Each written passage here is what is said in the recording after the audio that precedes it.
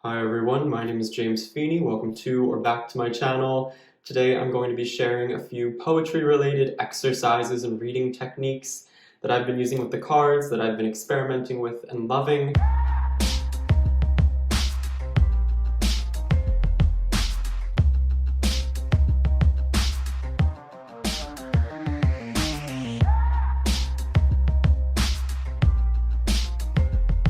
For this video, I'm going to be using the Masonic Symbolic Tarot. It's out of print, but I really enjoy it. I think it evokes a lot of creativity in me. I find it very inspiring, and I also thought it would be nice to utilize a deck with pips, mostly because I think as far as imagery goes, these can feel a little bit bland. It can be hard to use as a jumping off point, but I do want to convey just how much there is packed into a pip. In exercises like this, I think it can be a little bit more difficult to use lesser illustrated minors, so I guess I wanted to go for the challenging mode, although the trumps and such are extremely beautiful and interesting. So I'll be using this deck. Likewise, the book that inspired these exercises and reading techniques, in part at least, is Spell's 21st Century Occult Poetry, edited by Sarah Shin and Rebecca Tomas. Got this on Treadwell's. I expected it to be a sort of compendium of creative insights and meditations into occult and spiritual topics and matters. That's not actually what it turned out to be. If I had to describe this, I would say that it is a book of feminist poetry that's been sourced by or created by multiple women, so each poem is by a different woman. I think, though, there are a couple of women and they kind of just cycle through, but these are about more of the experience of being a woman in life for the most part, as far as I've gotten to thus far. And woven in are bits of occult imagery and spirituality and magic, but that's more of the means of communicating the message rather than the core meaning of the book itself. And while it was a little disappointing at first because it wasn't what I expected, the poems are great. Of course, feminist poetry, I think there's such a need and a place for literature like this out there, so I am enjoying it, but the reason that this is inspiring to me is actually because it's not exactly what it appears to be. So taking poetry, for example, and using it to tell a story, to elaborate and creatively convey in a sort of non-linear, non-narrative way what we're seeing in the cards, to deepen a relationship with the cards and our own life story. I think it detaches us from the idea of outcomes. It can sort of break down and break apart the way that we might consciously try to interfere with or bias our readings. As you may know, as many of you may know, I'm guessing, poetry is not necessarily, it's not in the structure of prose. It can go in a myriad of directions, and there's a lot more wiggle room for structural, grammatical, freedom, I would say, when it comes to poetry. So if we're divining with the cards and we want to take out that storytelling aspect, in some ways I think it removes our bias because our brain doesn't necessarily understand that structure quite as easily. We like to, as humans, I think, make stories. We like the idea of things being linear, and all of that jives well with our conscious mind and our sensibilities, but when we jump into the realm of creativity and poetry, all of that sort of gets deconstructed, and I think a layer of filtering comes out, so we get some really interesting insights. At least that's what I've found. So I'm going to go into how I've been using poetry to divine with the cards, and also some exercises if you want to just have sort of meditations and ritual-like experiences with the cards to maybe get better acquainted with using tarot and the cards themselves, or maybe even a specific deck. Apologies for the echo. I'm in a room that's rather empty at the moment, and I'll do my best in editing to cut back that reverberation, but I can't do too much, I'm not sure. So I guess it'll just be what it is. But without further ado, we'll get into it. So say, for example, I was going to ask a question or try to divine with the cards and wanted to obviously receive an answer of some sort. Now this exercise is going to feel a little bit oracle-like in that the way that the delivery of the messages works is very vague and cryptic and mystic, but I think that's part of the fun. So what we might do, you could choose to either write down your inquiry or your question, you could choose not to, but let's just say, for example's sake, that I'm curious about an upcoming trip that I'm going on. What can I expect on my trip? Now, the way that we've asked the question is very straightforward. There's nothing super poetic about that. However, let's just say we shuffle up the cards. We will select a single card in this instance, and we've got the Lover. So the way that the message is going to be interpreted, before we even start to dive into it, I'm going to try to detach from what it is that I've asked and instead create a poem based on this card. So I might try to tune into the imagery, for example, the feeling that it evokes in me, and instead of trying to answer my own question, I'm going to create a poem. And this is not going to have a storytelling narrative-like structure. It's going to be completely free-flowing, and I'm not telling myself that it needs to answer my question at all in the slightest. Sorry, maybe I just shook the camera mount. But for example, I might write duality, cold and warm, collide, opposing sides, merge. I am a seeker on an illuminated journey. Now, that's a very short poem. There's not much to go on here. I didn't want to take up too much time writing it. I probably could have just cut it and written the poem and come back, but it's all in real time, so you're getting to see that I'm not just trying to create something grand for the sake of a video, but there we've got it. So I've got duality, cold and warm. You know, we have the cool tones, the warm tones. It's where I'm deriving that from. Opposite sides merging, because it seems like, you know, there's some crossover and layover here. I'm a seeker, so then I start to imagine that I'm the one embedded in this story, that I'm walking between these two halves, so I'm a seeker on an illuminated journey. Now, I kind of just tried to keep the idea of my reading out of my head, and when we circle back to it, what can I expect on my trip? So you've got duality of warm and cold. If you're taking this super predictive and fortune teller, like as far as a reader goes, you might imagine that the weather's a little bit touch and go. You have some warm days, some cold days, maybe some inclement weather, along with some beautiful sunshiny days. I'm a seeker on an illuminated journey, so this is more about the principle and what I uncover and discover about myself and the world around me, rather than the tangible aspects of the trip itself. I wasn't as focused on the nitty-gritty of the details, more so the feeling and the essence of what this card was essentially conveying. And so it seems like if that's my state of mind, if that's the poem I've created, that perhaps I'm in a state where that is what I'm going to get out of a trip or out of a journey. I feel like in most areas of life you get what you give, and if you give something that's more feeling oriented, the gist of something, the essence of something, rather than giving super concrete, tangible results in order to get them out, you know, that sort of thing. So that's how we're dealing with that. Another way you might go about doing this in a reading is to not have anything in mind, more of a free-flowing general reading, and you can discern what it is that the topic and answer of the reading is after you've created the poem. So say here, oh, another trump. So we are getting lucky with these very illustrated cards. So we've got strength or force. I love this deck. It's absolutely stunning.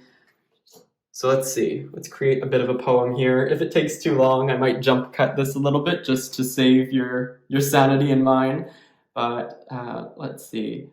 Tamer and the Tamed, a rosy garden with constrictive vines. My mind is a cage, and my soul is the key.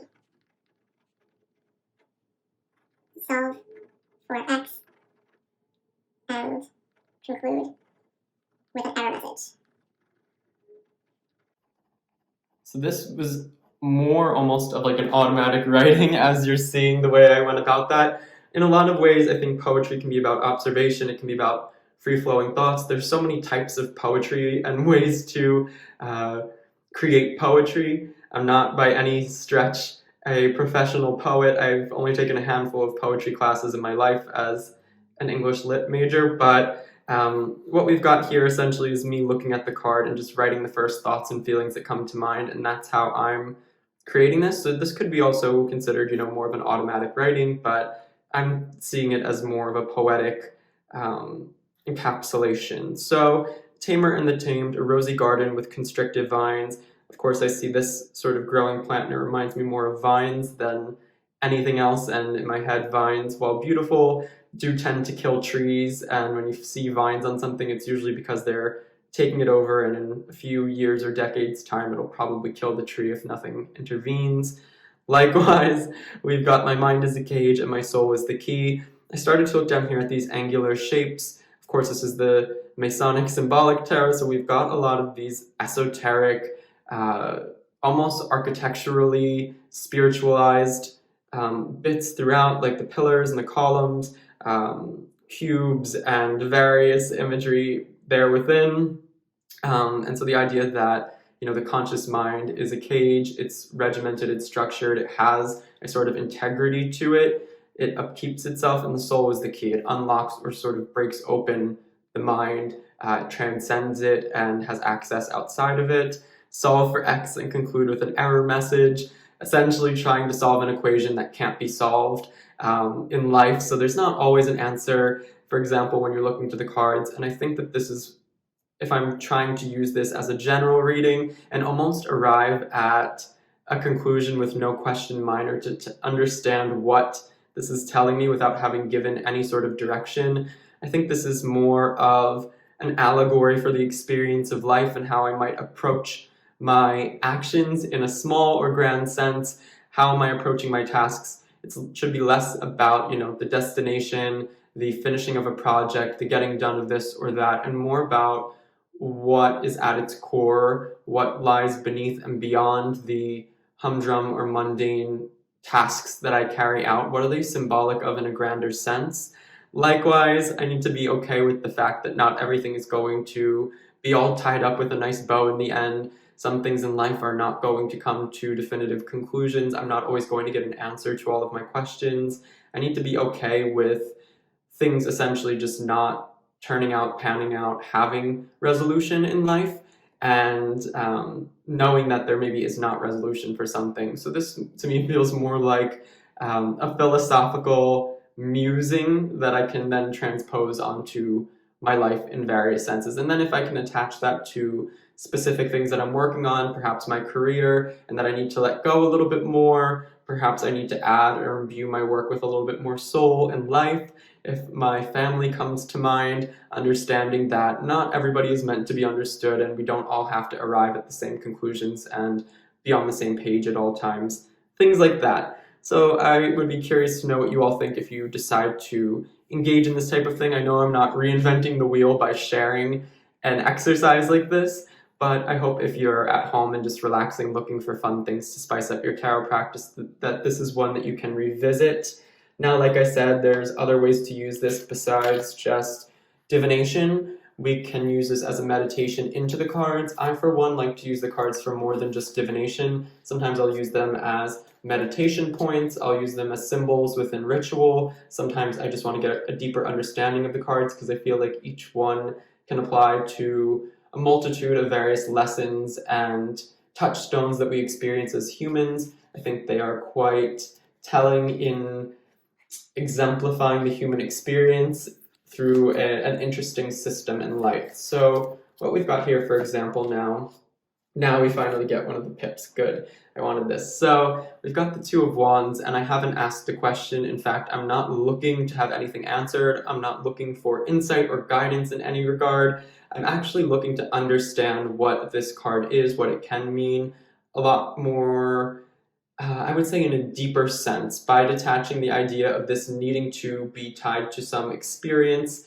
I think a lot of the times it's like, oh, I see the Two of Wands. I start to think of power. I start to think of duality. I start to think of the passion, all these correspondences. Oh, I see two hands. If I'm really like in that more tarotology mode, up and down, getting hit up and down, or go this way and that way, and we're at an impasse. All of these things are super consciously motivated rather than creative, and so my mind starts to put them into these conscious categories. And what I want to do is break away from that a little bit to better understand how the Two of Wands exemplifies an aspect of my humanity or spirit or world, existence, life, those sort of more meta, just out there topics. So instead of trying to go down that route, I'm going to do what I've done with the others, and that is to have this more sort of immediate free flow writing poem come out of what I see in this card. So in this I've got The tree is beheaded at my hand. Am I worthy of holding this corpse? I burn and writhe on a funeral pyre. Alright, I'll circle that because it's all starting to blend together and I know my handwriting is not the best. So coming down here a little bit more, I wrote, a tree is beheaded at my hand. Am I worthy of this corpse? I burn and writhe on a funeral pyre. So looking at this, the feelings I got were of death when I see, for example, a branch or a stick, a baton, if you will, especially one that's on fire. In this instance, I'm imagining a tree that needed to die to create this. It's clearly not alive at this moment, although in some versions of the tarot we see ones with sprouting leaves. However, in this one we don't, and it's being held and grasped. So there is this sort of, to me, intimate connection with the idea of ending of a life, that life being a tree, and using it, but without questioning it. And it almost seems like we've sort of jumped the gun in some regards. I'm just realizing now that I'm talking about fire that I didn't light this candle that I wanted to light for ambiance in the video. That's kind of funny. So nice little unlit tea light here, but I think this to me was about the precious nature of life and wielding and not understanding necessarily the consequences of a lot of our actions. Where are we deriving our strength and power from?